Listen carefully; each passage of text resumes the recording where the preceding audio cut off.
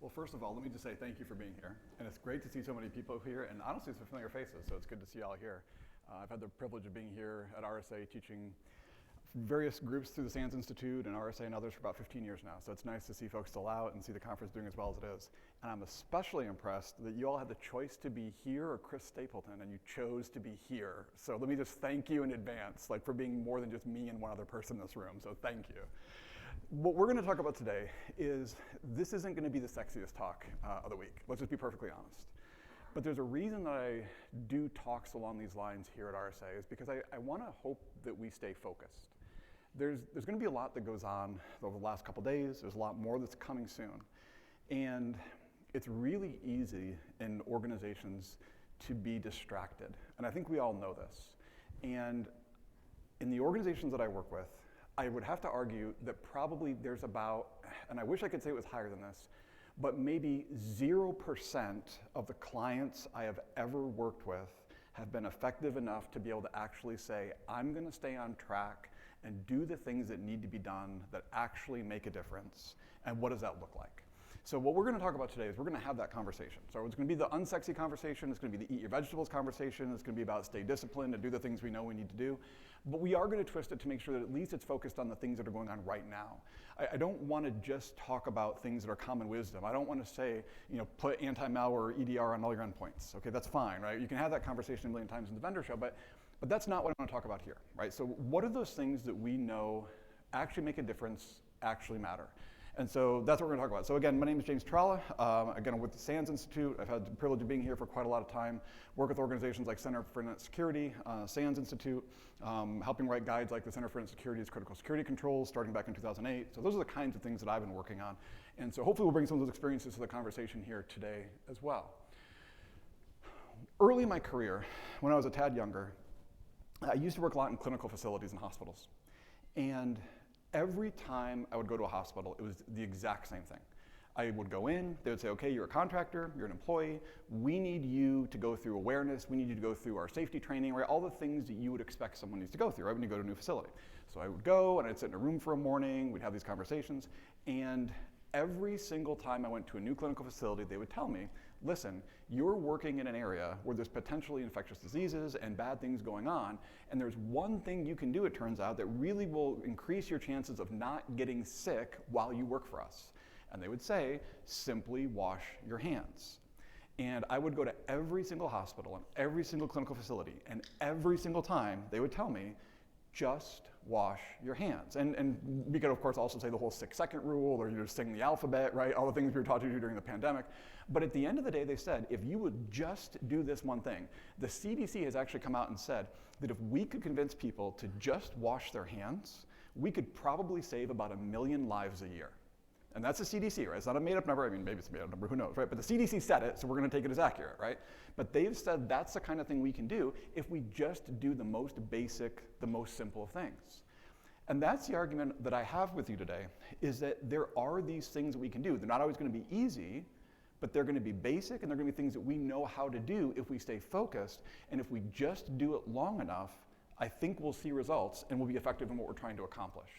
There's a lot of other sexy topics we can talk about. Don't get me wrong, right? I love the innovation around AI. I think it's going to be amazing. I think as every speaker has probably brought up, I feel there's a note we all got as presenters that you had to mention the term AI at least once in your talk. Like that was a requirement, I think, for most of us. But that's the kind of stuff going on, right? And it's exciting. Like it really is. Like the conversations I've had this week, the conversations I've heard in the hallway, the work that's being done behind the scenes, it is absolutely amazing. But there are still other things that we need to address. We're not going to talk about that. We're not going to talk about threat actor attribution, as fun as that is, right? We're not going to talk about the diamond model. We're not going to do any of those kinds of things, right? It's fun, great conversation. We're not going to talk about it. We're not going to talk about quantitative risk models. Again, I've heard that phrase at least 3 times from keynotes this week, quantitative risk models. Let me give you the answer to that question. We don't have that data. We can pretend all we want. We don't have that data. We haven't had that data ever, and it'll probably be 20 or 30 years before we do. So don't hold your breath on that one. So we're not going to talk about that stuff. And the reality of it is there are, I believe in our industry, and I don't want to spend a lot of time on this, we can talk about this afterwards, maybe over a drink, but I believe there's a core motivation problem in our industry. And I'm just going to leave it at this. I don't know how many of us are actually incentivized in any way to solve the problem we're here to solve, if we're really just honest with ourselves. And I would put myself in that same camp. I don't know exactly who's incentivizing us to solve this problem. And if we don't have incentives to solve the problem that we're all working on, this might go on for a while. And so I'd like us to maybe sit back and think a little bit of what can we do to have a clear strategy that in the midst of everything else we learn, because I love being here. Like I said, I've been here a lot of years.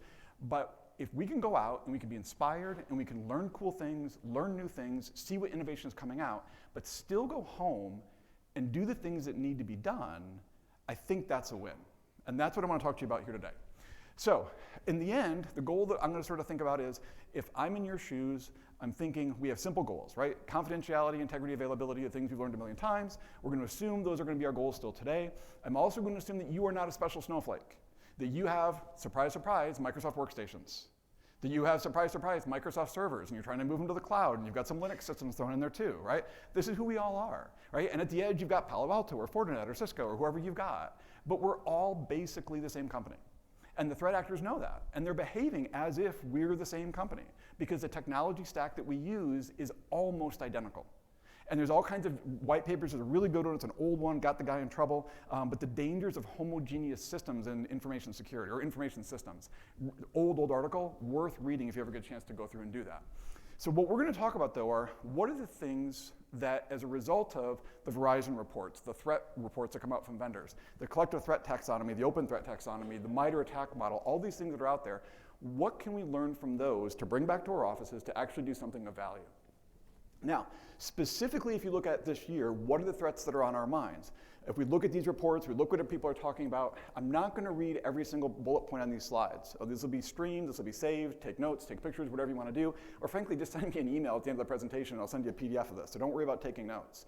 But what I want you to think about, though, is if we look at what are the threats we really have in mind, lack of situational awareness, still an issue in 2023. Phishing, there was a thought about a year and a half ago that maybe phishing numbers were going down. And it was surprising. I thought, well, wow, like that, we might actually be helping this issue a little bit. The numbers were starting to tank just a little bit. It was going in the right direction. But then about 6 months, 9 months ago, it popped right back up. So we're right back where we were before. Phishing is still a problem, because here's the thing. If you're an attacker and you want to break into an organization, and you know, what are the phishing numbers that you all hear today? Somewhere, a good company, if you go ahead and phish your company, let's say your company could come back and say, I don't know, you're amazing, and only 2 to 3% of your company actually clicked on those phishing links. That would feel good, right? But 2 to 3% of your company is still hitting those phishing links every single time. And if you're an attacker and you know this thing works, why wouldn't you just keep doing that thing? It just works. Just do it. Just keep doing the same thing we've always done. And so phishing is still going to be an issue for us today. Credential theft, though. I can't focus enough on credentials, not just credential spraying, credential theft from memory on machines, right? I saw, those of you who are aware of the Bloodhound tool, if you're not, look that one up online when you get a chance and you have a few minutes.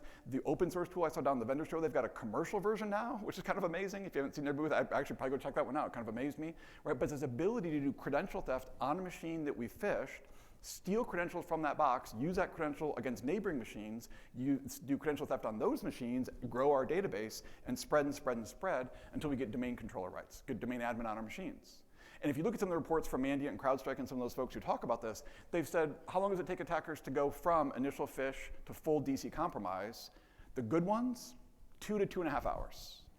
So you get phished on a Friday afternoon, they go ahead and give themselves a little bit of time to stay under the radar. By Friday afternoon, Friday evening, they already have domain admin rights. They've got the weekend to steal whatever they want from you. And by Monday, you're done. But that's what we're dealing with. That's the situation we find ourselves in. And a lot of that has to do with credential theft. Also, has to do with lateral movement, like I just described. And we also are having more and more conversations about application abuse. And what I really appreciate about going down to the vendor show this week is just the sheer volume of companies dealing with API security and then dealing with code review. Really, really encouraged, I'll be honest. We had a live stream down from one of the booths down there this week, and that was one thing that really impressed me the most about walking around and seeing everybody. So I don't know if any of them are doing anything right. Go check them out, go ask them, but that's a conversation we should probably start having. So the things we're going to talk about here in a minute, who says this is true? It's not just Janes, it's not just Sands, or it's not just some of the groups that I work with. There's a lot of folks who are saying the things we're talking about. The thing I want to encourage by is that most of the major Five Eyes countries have published cyber hygiene reports. Okay, so look these up. NSA has been doing it for quite a few years. GCHQ has been doing this for a while. They've got 3 different versions in place. My favorite, though, still, is ACIS, the Australians. The Australians have done an absolutely amazing job on this. If you've not seen their studies, I'm assuming some of you have seen the Essential 8, right? That's sort of the newest version. It used to be the Top 35 project that was out there. If you've not seen that, here's the thing that I look up, and this is the thing I really appreciated about them, is that what they did was they went through and they looked at every incident that took place in the Australian government, every sort of breach or negative event that was taking place that led to an incident. So all the different agencies, all the different provinces and such, and what they did was they took all of that data together and they said, what could we have done to stop that attack before it actually happened? So they did root cause analysis on every single one of those cases. Then they aggregated the data from each of those, figured out, okay, well, what actually would have made the most difference? And then they published a report. Now, the original report came out in 2009. That report said there's about 35 things. If we do these 35 things, then we'll probably be safe. But talk to the guy, know the guy who was actually publishing the report. He came to work for SANS for a little bit, interviewed him about it, and he published in the report that about, I think they said about 85% of attacks would have been stopped in the Australian government had they just been doing these 35 things. I said, okay, that's pretty cool. That's pretty convincing numbers. I said, were those numbers real, though? Because I didn't learn a lot in statistics in college. But what I did learn is when you have these round numbers like 80-20 and 85-15, right? Maybe I questioned those numbers a little bit. And so I talked to John about that, and he said, well, James, actually those numbers weren't exactly right. And I said, okay, I'm not surprised, right? 85% is kind of a nice number. I said, that sounded a little bit too round to me. I said, do you know what the number was? He said, oh, yeah, we have the number. We know what that was. I said, well, what's the number? He said, it was closer to 93%. And he said, and it wasn't exactly 35 things. I said, okay, what was it? And he said it was actually just the top 4. That if we would have just done the top 4 things on that list, we would have had the opportunity to have stopped 93% of the actual attacks they saw. And this is all published. This is all public information you can go out and read about. And they've changed it from 35. They called it the sweet spot for a little bit. Then they moved it to the Essential 8 is kind of the new term that they're using for this. And they've got levels of the Essential 8, and they've kind of grown that program. But the point of that is that more and more of these agencies are publishing data that says we're taking actual incident data and turning that into things we can all do then to stop attacks. And that's the part I want us to think about. Again, it's not just the Australians, the NSA is doing it as well. They're just not being as forthright with all the data what led to that, right? Which is fine, right? But the Australians were just quite open about it, so it's kind of nice to see that. The other thing I want us to be aware of is that hygiene models do not equal legislative models or insurance models. And this is a really important thing for us to understand because I don't see many people talking about this one. The things that we do to defend ourselves, to keep bad guys out of our environments, are different than what insurance agencies are asking you to do. It's different than what the compliance organizations are asking you to do. And I'm not bashing on compliance. Everybody wants to bash on compliance. Compliance organizations are doing their best, okay? So don't give them a hard time. But the models are different because here's the issue. If I want to have a due diligence model, which is really what a legislative or insurance model is, it has to be something you can achieve. Years ago, forget the politics of it, but years ago, when Kamala Harris was still in the state of California, right, when she was Attorney General, one of the things that her office said was, she said, if you have a breach in the state of California, we want you to report it to us. Just tell us that it's going on. And if it's a big enough issue, like you better pick up the phone and call us, and we'll work together to solve this issue, especially if there's lots of Californians who are in that data breach that we need to deal with. And their office said, you need to do good things to make sure this doesn't happen. And if a breach does happen, then what we need to do is make sure that you're doing the good things afterwards so it doesn't happen again. And they said, good things like the CIS controls. And they stopped at that. Now the problem with that is, we were never designed to be a legislative model. That was not the plan. And so the Wall Street Journal, everybody got up in arms and said, what the heck? Like, we can't all do this because none of us are actually doing this. Like, how do we use this as due diligence? And we couldn't, like, that didn't work. And so you start to see new models start to come out where people are saying, okay, so to be in a good place with your insurance company, to be in a good place if you have a breach, we need to know what due diligence is. And if you look in some of the legislative models, the idea of it is that if we know that we're doing at least this bottom rung, this bottom bar, and we say we're at least over that, the thought process has been that maybe we won't be held as liable in the event of a breach. That's what a legislative or insurance model does. More and more of the standards that are coming out are being written for that purpose. You might have heard of like the model laws or these kinds of things. That's what those are all about, is providing that standard of due care. That's not what I'm here to talk about today. We're going to talk about what are the things that actually make a difference that allow us to stop these breaches from taking place and protect those CIA things that we're talking about. Now, one of the things that happened when we were working on CIS controls is, so the SANS Institute, Alan Pollard really, was sort of one of the major founders of that. Alan Pollard, Tony Sager, John Gilligan, some of these names you might know, really founded that project and kicked things off back in the day. It's a long story, happy to share that with you one day. But what happened was, at one point, SANS knew we couldn't be the home of this forever. And so we handed off the Intellectual Property Order to the Center for Net Security, which Alan Pollard frankly started anyways. And so we handed over all that content so that a nonprofit organization could manage this as a standard going forward. And I remember we were all in Washington, D.C. when this happened. And we were in the downtown Hilton, and we were there, we were in a conference room, had a nice dinner, discussed the future. And at the end of that, we all knew that we were transferring that responsibility. And the CEO at SANS at the time was a guy by the name of Mason Brown. And Mason says to me, when we're walking out the door, he says, all right, we just gave away his intellectual property. It was Alan Pollard's sort of legacy. That's what he wanted to bring to the table, to sort of be remembered for. For those of you who don't know, Alan, who founded the SANS Institute, who normally would have given the talk tomorrow afternoon, passed away in the middle of the pandemic. And so it's kind of a sad loss, honestly, for all of us, to be fair. And this project was meant to be one of his legacies. And as we left that room, I remember distinctly, Mason pulling me aside and he said, James, it's going to be really easy for this to become that due care model. It's going to be really easy to have conversations about standards with people that are telling people, do the low bar so we make sure we don't get in trouble. But he said, don't be afraid to ask people to do the hard things. Sometimes we have to do the hard things.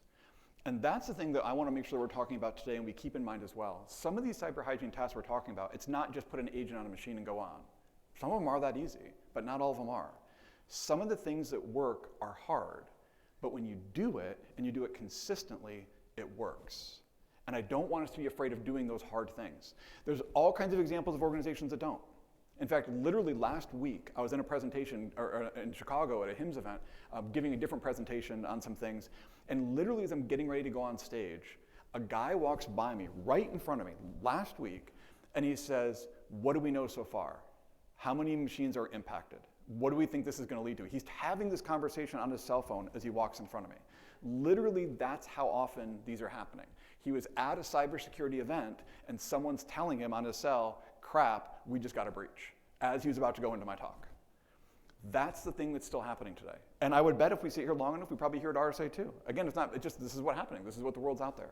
So where I want to spend the majority of my time here today, and where we want to take an opportunity to talk, is look a little bit more at what some of these items might actually be. And we're going to divide this into two main sections. One section is going to be what are the things we've already been told. We're not going to talk about those too much. The thing I really want to focus on, though, is what are the things that we can do that make the difference. And we're going to do this in a bunch of different scopes. It's going to feel a little bit like a checklist. Again, email me later if you want the slides. You don't have to take notes. But let's just talk about this now so we understand what's being described. Traditionally, endpoint servers. First of all, if we don't already have this as our mindset, these are going away, at least the server side. Yes, I know it's going to take some time. This is going to take a few years.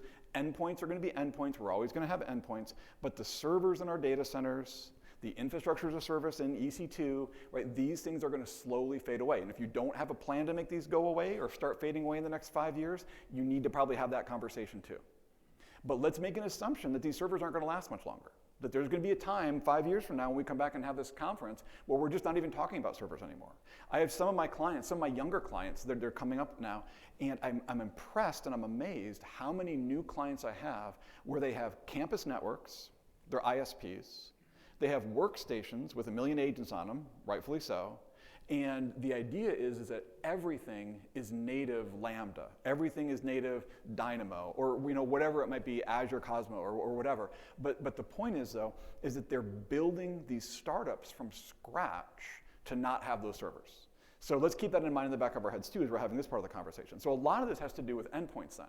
So asset inventory, absolutely. Patch management from an operating system standpoint, all of you are doing patch management. If you're not doing patch management from an operating system standpoint, I don't know what to tell you, right? At this point, we have to know this is important. Although to be fair, a couple months ago, I took a call from a client. The client just wanted some random advice. And so I'm talking to this client about it, and they said, James, we want to ask you a question. Our senior executives want to know. They want to know, are people actually doing patch management? And I said, what do you mean? And they said, well, we just want to know, like, we had this bad event 2 years ago, and so we stopped patching, and the executives want to know, clearly if we had this bad event, other people had this bad event, so clearly other people must have the same issue. Therefore, is everybody else patching, or are we just the only ones not patching? And we're assuming that nobody's actually patching. And the answer was, long story short, for about 2 to 2.5 years, they had made the decision, no patches, no changes, everything the same. It's still out there, okay? But I'm assuming, at least on the OS side, we've handled that. I'm also assuming you've done vulnerability scanning at this point. What I'd like to see you consider is the big one, and if we could stop the presentation, only say one thing, and we're done, we walk away, application control. One thing. If I could only beg you to do one thing only, application control. Application control on EXEs, on MSIs, make sure you have the libraries, the DLLs, the SOs, right? Everything, right? Scripts, everything you're running, we want to do application control, right? What we used to call whitelisting. We want to make sure that we have that in place. So if you have nothing else, if you say, okay, James, I got to go. The one thing you're going to remember is, if I do not have this done, and let's be honest, I'm not going to ask for hands, I would bet 85 to 90% of you are not doing this today. Some of you are doing a little bit, okay? Some of you are doing a little bit. But most of you are still not doing this, even though it's been around forever. And you look at companies like what used to be Bit9, which is now Carbon Black. We look at companies like AppLocker, what Microsoft's doing, or Windows Defender application control, or ThreatLocker I saw it on the Expo. Any of these kinds of companies, right? But that one thing that says we're just only going to allow the things we need to allow on our machines, and that's all we're going to allow. It's so much better than the idea of just trying to block what we don't know to block. Can't focus on that enough. We could spend the whole day, frankly, talking about that one issue alone. Secondly, multi-factor. And when I say multi-factor, I mean everywhere. So here's the problem, and I keep telling this to people because I keep seeing this, is I'll go into an organization, and if I asked you, I'm not going to do show of hands today, I promise, but if I asked you, are you doing multi-factor, I would doubt any of you are not doing multi-factor. Okay, in all seriousness, I would doubt you're not doing it. In fact, what would happen is I would say, okay, how many of you are in multi-factor? A bunch of you would raise your hands. A bunch of you would not raise your hands. I'd say, how many of you are not running multi-factor? Nobody would raise their hands. And I'd say, how many of you don't want to raise your hands? And a bunch of you would raise your hands, right? And that's how this works. But I know you're all running multi-factor. But what you're not doing is you're not doing it consistently. If I ask your CEO, are you doing multi-factor? They're going to say yes. Because they know at least once a day, they pick up their phone, they hit the Duo link, right? They pull the token out of their pocket or whatever they're going to do, they respond to the SMS, they see it all the time. But if we were to go through and do an inventory of all of our applications, every point of authentication where we have to provide a username or a credential or something to authenticate, is there MFA involved in that authentication event? If we looked through, again, a whole list, an inventory of every one of those applications, all the authentication databases that we had, would we be able to say, yes, James, we've got SAML everywhere, we've got SSO in place, we're using that everywhere. And where we can't use SAML, we're using TOTP. My guess is there's still going to be lots and lots of critical applications we have to use that are not using MFA. And that's what I mean by MFA. Are we doing it everywhere? And do we have awareness of where we're doing it and where we're not doing it?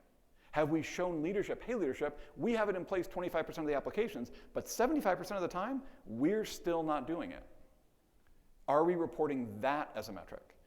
You ask me things like, what metrics should we be sharing? And a lot of times people are going to ask that as part of this conversation. You say, well, what metrics should we be sharing with leadership? It's fine if you want to keep doing phishing tests. That's awesome. But we measure things to make better decisions. So what decision are you making with those phishing results? Are you telling your organizations, try harder, right? Don't click as much? Like, what is your CEO going to do with that? Like, keep educating, right? I get it. Like, that's all good stuff to be able to do. But if we say 25% of our applications use MFA, 75% do not, very actionable. Take the 75% and put it in the 25% bucket instead. Let's fix that. Let's allocate resources to that area, and then let's make sure that works. That's the kind of thing I want us to think about. Thirdly, patch management, vulnerability remediation. But when I say patch management, I mean third-party patch management. I mean all of those applications that are not a part of your operating system. Are those being patched? If you have Java still, is that being kept up to date? If you have Adobe, is that being kept up to date? All of those applications. Because still, more and more, especially when it comes to privilege escalation, it's coming because of flaws in applications at the desktop level. Applications that we may not be keeping up to date. So if you tell me you're using SCCM, awesome, love SCCM, great tool, right? If you're using Intune, awesome, great tool. But do you have a plugin that gives you a catalog of all of those third-party tools that need to come into SCCM? Not just the things that are going to be in place for the operating system itself. And not only that, think about your Microsoft products. Don't answer the question, but how many Microsoft products are not in that Windows Update service, are not in the XML file that they publish? There are lots and lots and lots of Microsoft services that do not get updated with Windows Update. How are you handling those? SQL Server, and you still have Exchange on-prem, right? Any of those kind of things. That's a whole separate process we have to handle. Make sure those are part of our schedules. Okay, in addition to that, networks. The big thing I'd have you walk away from with this section is this. I know we want to talk about Zero Trust, and that's amazing. Zero Trust is a great concept. I want us to do it. The buzzword kind of gets under my skin a little bit, but let's talk about what this means. The big change that we saw after the pandemic is this. People aren't coming to work. That's issue number one. Issue number two, people who are coming to work want to work in a campus environment. How many of you redid your commercial property after the pandemic? Created open floor plans, right? Created wireless spaces for people to use. And now really you're an ISP. So act like an ISP. And what that means is to defend the endpoint now, we are probably going to be agent-based. And I know that means hardware refresh schedules probably have to be shortened. We can't do 5 years anymore, we have to keep it to 3. But when we do that though, and do agent-based, cloud-based management tools and those kinds of things that are out there, then no matter where that machine happens to be, we can defend it. So what if we did something super simple on the network side? What if we said, campuses are now just ISP environments. We'll give you wireless, we'll give you cables, we don't care, but there's going to be a big giant wall between the workstation networks and what we have on the server side, if you still have data centers on-prem. So if nothing else, big wall between workstations and servers if you still have servers. If you have infrastructure as a service, then what we also want you to do is you have a VPN connection in place. Again, big wall, access control list between the two. Then on the VLAN side, don't just do VLANs for performance, do VLANs for the purpose of segmentation. If you have a web server on the other side of a firewall and you need to communicate with it over TLS, then open port 443 and call it a day. Don't open up the SMB ports. If you don't need the SMB ports, don't open up the SMB ports, right? Create that wall in place between those two areas. On the workstation side, don't let the workstations talk to each other. VLAN privatization. A couple years ago, I went around to all my pen test friends and I said, listen, I was doing some interviews and trying to figure out what were the best things we could do to try to frustrate attackers. And so I kept asking people, what's one thing I can do that people aren't thinking about right now to frustrate a pen tester, to frustrate an attacker? What would be that one thing? And so we'd already talked about things like application control and patching and all that kind of stuff. And the answer that I got consistently from good probably half dozen, probably 8 or 10 folks that I really respect was privatization. And the idea of that being that if we have a layer 2 network, and these are workstations, these are endpoints, I'm not saying servers, that's crazy talk, but on the workstation side, what I'm saying is on the workstation side, tag that VLAN as privatized, and what that means is you and I can't ping each other anymore. We can talk to the gateway, but we can't talk anymore. So what happens when I fall for a phishing attack, and then somebody tries to use my credentials against your machine, but I can't talk to you? See what that does for lateral movement there, right? So it's a tag that we can put on our layer 2 VLANs, and this is a cross-platform thing. It's not just a Cisco thing, right? Broadcom and others support it too. So tag that on the workstation side. It's going to frustrate folks trying to do lateral movement because now the only credentials I can steal are the machines that are on that box itself. So again, campus privatization. In addition to that, we have to think about cloud defenses, software as a service, right? We could always talk about multi-factor. We've already talked about that a little bit, so we can add that to our list. Also, simply knowing which cloud providers are out there, what we're using. I think we all know that that's an issue. But the one that I would focus on here, cloud service provider configuration management. Not a lot of vendors in this space right now. There are some. And I don't mean your Windows servers in EC2. If you want to run the CIS benchmark Windows level 1 on those servers, I encourage you, please do those things. But that's not what we're describing. I mean, is your AWS account itself configured properly? Is IAM configured appropriately? All those aspects of what's in your cloud service provider. So again, if it's Google, if it's Azure, if it's AWS, whatever it is, are those configured appropriately? Now, we all saw examples of this with the S3 buckets, right? You've all saw that a couple years ago. Sort of a big trend for a little bit there where everybody's S3 buckets were getting compromised because nobody was putting access controls in place. Now, Amazon's helped with that a lot. They've really changed the default settings quite a bit, and that's a big deal, right? If you log into Amazon, look at S3 right now, and you have publicly facing buckets, they're going to tell you in big red letters, hey, you need to change that, right? It's not their fault anymore. If we ignore the big red letters and the big red bar that shows up on the screen, that's on us now, right? So my point is, when we're looking at our cloud service providers, do we have configuration management, and do we see this across all of our accounts? Which of course necessitates that we know about all of our accounts. So do we have master account agreements in place with the big cloud service providers? Are we making sure we keep track of those so we know who has those logins in those separate spaces? And then are we doing configuration management in each of those spaces? If we can handle that, I'd also add, maybe this is a reach, but SaaS or cloud logging. I get it. I know a lot of the providers don't do that for us. I know they don't give us access to that, but some of them do. So the ones that do, let's take advantage of that. Let's add that logging into our log infrastructure that we have in place. On the DevOps side, I think this is just a whole new thing for us. I'd love to say that there's a previous idea of good things we could do. I don't know that we have those previous things, right? I'm not sure we're that mature in this space yet. If you look at every single security standard out there today, every one, no exceptions, we have very limited advice when it comes to DevOps. We're all just sort of floundering on this one right now. There's ideas and there's good thoughts out there, but none of the standards are handling this. Look in the CSF, right? Popular standard. How many statements are in the CSF about DevOps? 0, right? So many of the standards have this issue. Because here's the deal. When we make a standard, the people who write the standard write what they know. And how many of those standard authors grew up in a DevOps world? How many of them grew up as network engineers? How many of them grew up as server admins?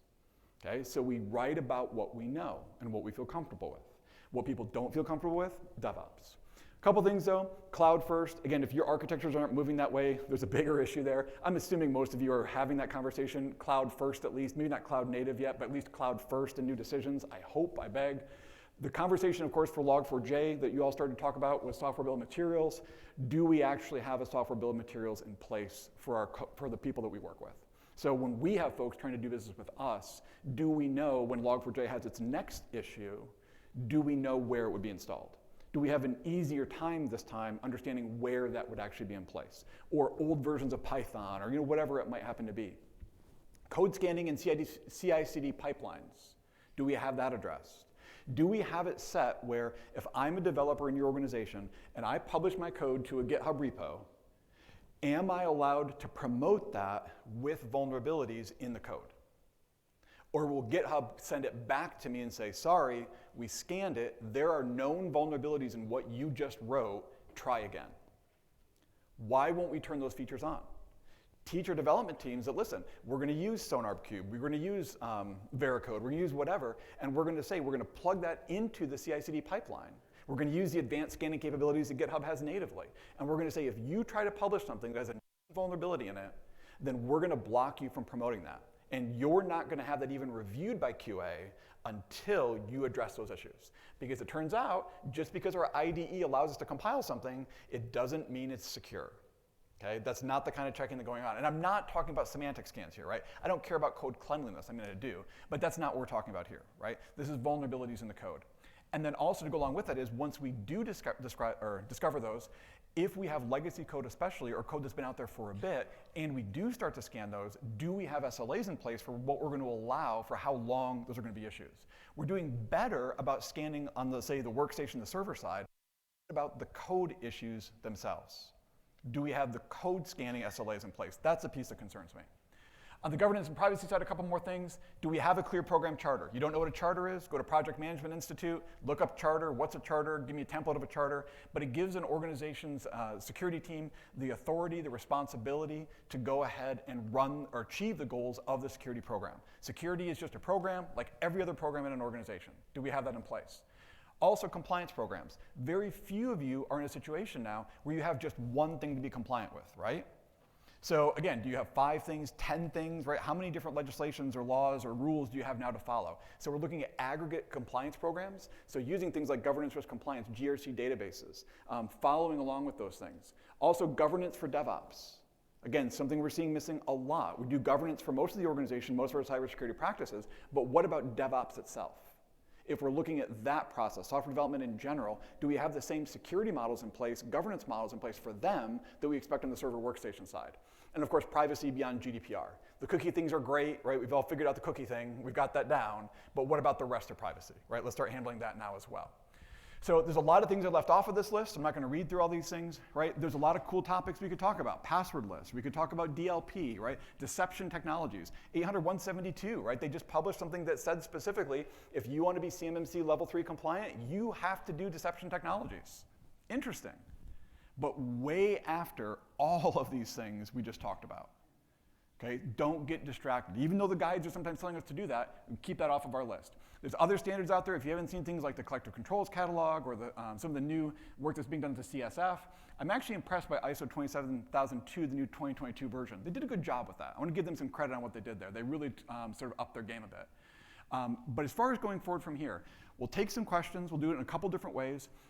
We have microphones here. We've got a few minutes. We want to be able to do that. We also will be down at the vendor show by the SANS booth to take questions later, because I know we're going to run out of time here too. But the couple things that I would say, practical next steps. If there's anything, this is my one thing I'd have you walk away with. If there's anything on that list you're not doing, or if there's 10 things on that list you're not doing, please take a note of that, think about it, write it down. Because you are not going to remember on Monday morning. There are way too many things going on this week. Write it down, say, this is something I want in my budget for next year, whatever it happens to be, those hygiene items. Then tell leadership about this idea and agree that you can do the Lee Iacocca thing, right? You're going to make the main thing, and stay focused. And then within 6 months, pick a couple gaps from your list and try to close those. And make a plan. You are not going to finish these this year. You are not going to finish these next year. This could be a 3 to 5 to 7 year effort or longer. So be patient with yourself, but stay on focus, stay on track. I had one company last summer, big organization, you know the name, had a breach. Director of security called me and said, oh my gosh, we've got all these issues and our Splunk instance is having all kinds of problems. Can you help us deal with this post-breach? We said, yes, we have some cycles, we'll help you. A couple days later, and our Tenable instance is having issues. We need you to come in and help us really get that done. Like, all right, we'll help you. He would every couple days give us a new thing. But what about this? We haven't done this thing over here. And he would never finish the first task. And it finally got to the point in the engagement where he said, listen, either finish the first task or we're done helping you. We will do one thing. Let's all agree to one thing. And when that one thing is done, we'll go to number 2. But we're not going to move to number 2 until number 1 is done. And I feel like that's where we all are. We're all trying to do number 5, and we haven't done number 1. Focus on the things that need to be accomplished. We've got a very small amount of time, maybe 10 minutes. I'd love to take any questions you've got, but I would ask you to use the microphones if you've got a second here. While you're thinking about that, you've got my contact information here as well. I've had the privilege of doing this for a lot of years, and the one thing I always appreciate is no one's ever sort of abused that email. So this is a real email, not a special RSA email, right? So please, if you have questions, don't hesitate to ask. You've got a couple minutes left though, and I did want to leave a couple minutes at the end. If you have any questions, again, you can try to get coffee before everybody else gets out, or you've got 2 microphones, I'll give you just a minute.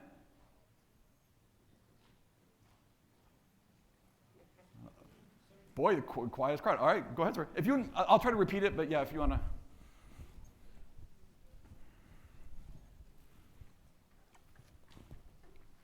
Hi, thank you. You talk about vulnerability management remediation, but you don't talk about hardening. Is it something in the past?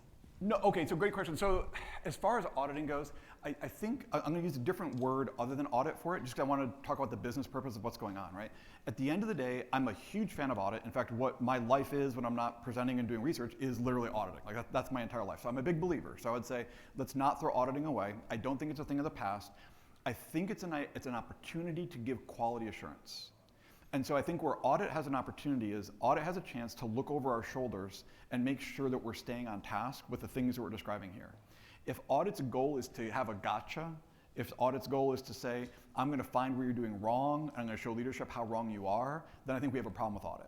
But I think if our goal is we have a partnership between the operations folks and the audit teams, and we're all moving in that same direction, we all agree this is our target state, this is what hygiene looks like, I think audit can be a huge resource for operations because it can help highlight to leadership where those gaps lie. So I would say absolutely keep doing it, but put it in the context of we're partners, we're moving in the same direction, we're all trying to achieve the same goals. And I think as long as we're doing that and we have that teamwork approach, I'm a huge fan. Yeah. Yes, sir. You want to use the microphone too? Hi, thank you. We keep hearing along throughout this conference that MFA is dead. So what's your take on that? What's your take on that? Yeah.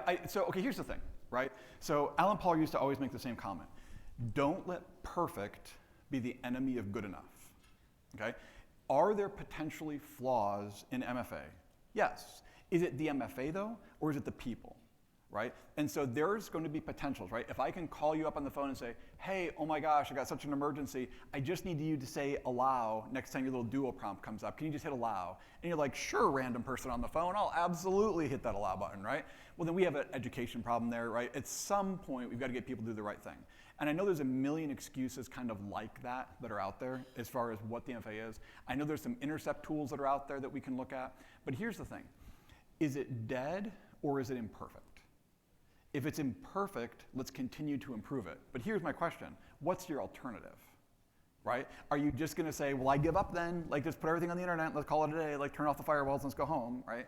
Or are we going to say, listen, we're going to keep trying, we're going to focus on MFA because it's better than passwords by itself? Because, I mean, really, are passwords any better than MFA?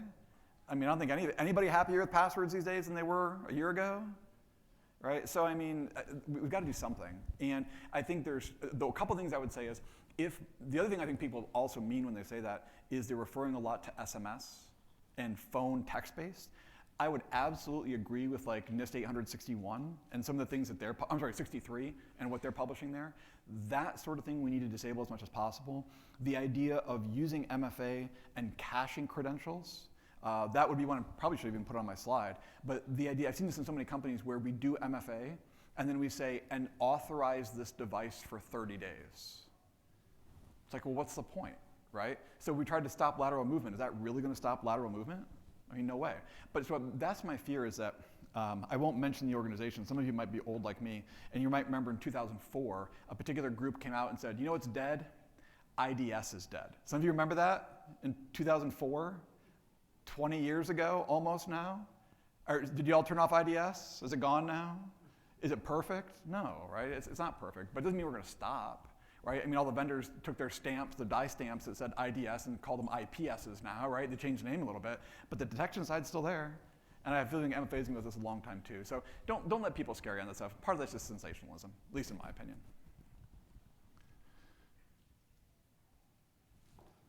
Go for it, sir. Thanks for taking my question. And a quick one here. You mentioned that some deception technologies are a part of which certification?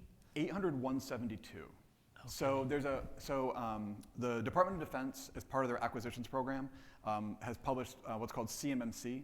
It was published sort of the new version of that is CMMC version 2.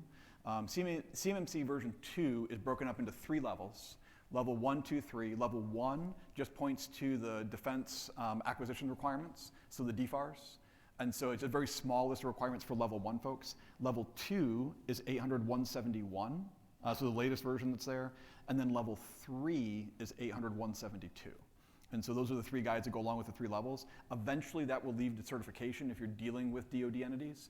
But in 172, they are asking you to do deception technologies. It's the only standard I've found so far that says or asks you to do that.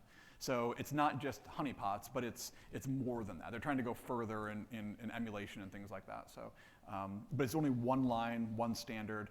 But that's why I don't want it to be our focus, but just know that it's starting to pop up on radars again. So. Yes, sir, go ahead. I guess with security, it's only as good as leadership accepts. So like for me, I work for a managed service provider. Sure. So when you're trying to make them understand that these are the vulnerabilities, they still kind of reject it.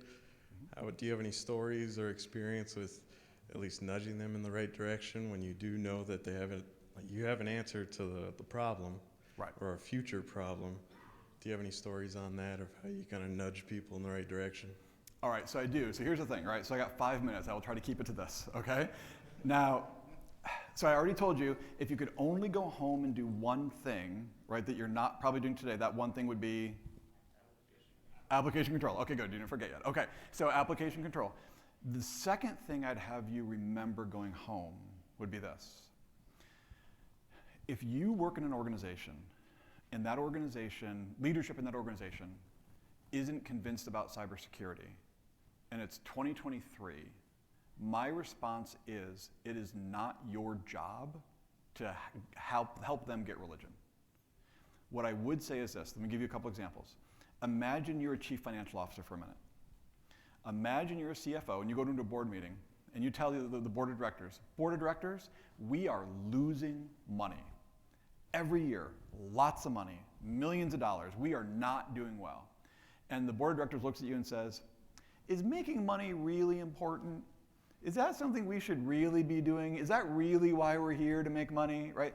Is it the CFO's job to say, no, like, that's why we're here. Like, we're here to make money, don't forget. Let me teach you the value of money. Like, is that why a CFO exists? Can you imagine a CFO having that conversation? Let me sell you on the importance of making money in your company.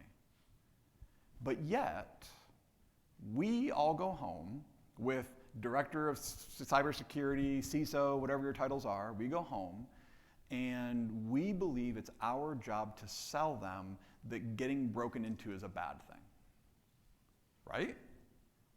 If I go to senior leadership and I say, listen, we're not taking care of ourselves. If we don't take care of ourselves, something bad's going to happen. And something bad happens. Is it really my responsibility? In my opinion, you've probably heard this phrase before, everything rises and falls on leadership. That's why leadership exists, is to look at these items, understand where resource allocations need to take place. You can engage in risky behavior, but if leadership chooses to do that, there are sometimes consequences, and they own those consequences. Now, if you know about risk and you're not telling them about risk, not trying to pick on somebody, are you all following the Joe Sullivan case over at Uber? Okay, follow that case. If you're not doing your job in the sense of you're hiding that from leadership, and I'm just telling you what I see in the news, right? No insider baseball here. But if we say, listen, I'm going to cover things up, I'm going to hide it, okay, now it's our fault, right? Because that's on us because we didn't show where that risk exists. It's our responsibility, it's your job and your company to simply do this. Tell them where the risk exists. Give them an opportunity to answer that and do the right thing. Answer every question, be a trusted advisor. That's your role. And if at the end of the day they say, you know what? We don't believe you and we're not going to fund that project. And as a result, you get a breach. You know what I would do when you go home that night? Have dinner like you always do. Enjoy time with your family. Because it's not your responsibility. Be positive, be a team player. Hey, we're going to figure this out. At the end of the day, it's not your job. Be a trusted advisor. Communicate the risks in a positive way. Don't be a jerk about it. It doesn't help anybody. But just be positive, work with them, let them make the decision, because that's why they get paid the big bucks. All right, for the sake of time, I'm going to let you guys go. We'll be down to the stands with you for the questions. Enjoy the rest of your conference.